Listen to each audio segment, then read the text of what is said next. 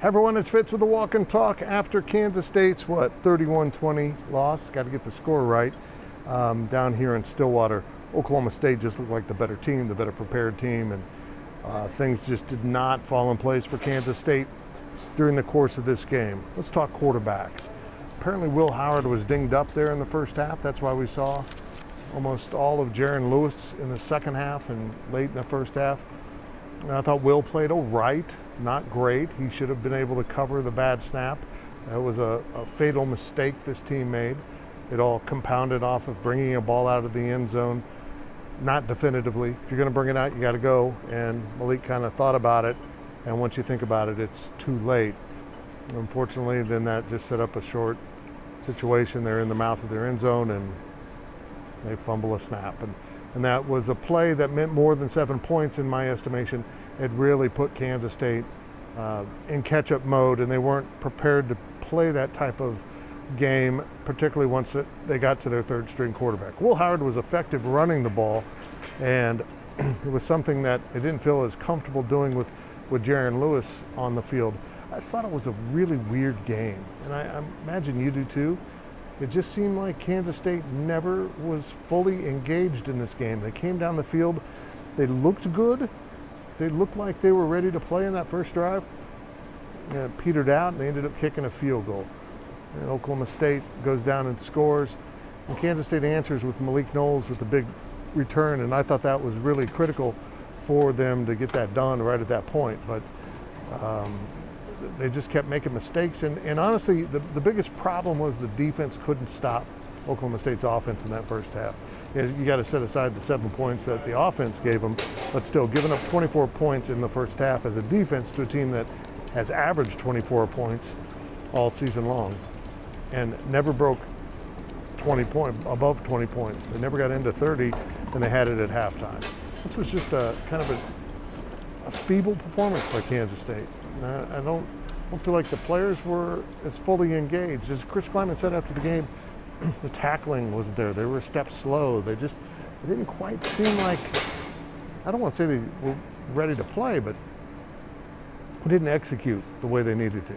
And then you're down to your third quarterback on the road, and you're trying to find a way to score, and that's going to be very difficult. He's just not as advanced, apparently, in the system, but he got a lot of good experience, so there's something to come out of it. You know, Daniel Green's ejection, I don't think it added up to much in this game because Nick Allen really came in and played well. That was the best Nick Allen's played at Kansas State by far. He ended up with 10 tackles, mostly those in the second half. I thought it was a pretty ticky-tack targeting call. You know, once you get ball carriers ducking their head, I think it should nullify most targeting. If you lean your head down into the target zone, that should not be targeting. And contrary to that, and the other side of that, is if a ball carrier is ducking their head down and making contact, why isn't that targeting? Well, Daniel Green luckily did that in the first half. He'll be back for the entire Oklahoma game.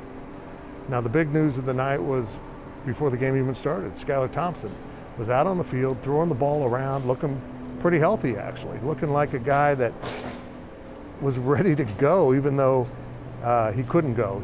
The knee's not quite there yet. Throwing the ball exceptionally well, but as Chris Kleiman said, it's his leg, not his arm, but he was pushing off of that arm, or off that leg, to make those passes. So I thought it's promising. And I'll be blunt here, I'm going to be surprised if he doesn't go next week against Oklahoma. An Oklahoma team that looks very beatable, and Skylar Thompson knows how to beat the Sooners, no doubt about it. This is the toughest stretch of the season. These 3 games to open Big 12 play. But it's interesting to me that Oklahoma State got this win on a day when Iowa State lost on the road and Oklahoma barely won at home.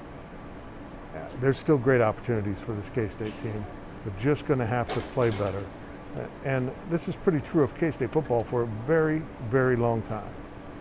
They just aren't good enough to play imperfect.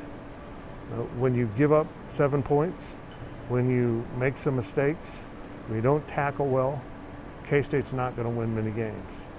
It's a fine line for the Wildcats. They have to be more exact in how they do things. And honestly, they have to be better prepared. I just didn't see much hope from the offense. I don't see much hope from these quarterbacks for the future. If K-State wants to play at high levels, I'm not seeing where that is right now. I have some alarm bells going off over this game, but then again, I also know it's one loss. They're 3-1. They have some very, very winnable opportunities as they go forward, including next week with Oklahoma. We'll see how that all plays out. Well, that's it from down here in Stillwater. You can check out the rest of our coverage over at GoPowercat.com. It was 31-20. I'll get the score right. Didn't do that last week. But we will talk to you with next week's walk and talk before the game. And we'll have lots of daily deliveries all week long as we get you ready for the Cats and Sooners. You know, the Sooners, the team that K-State owns.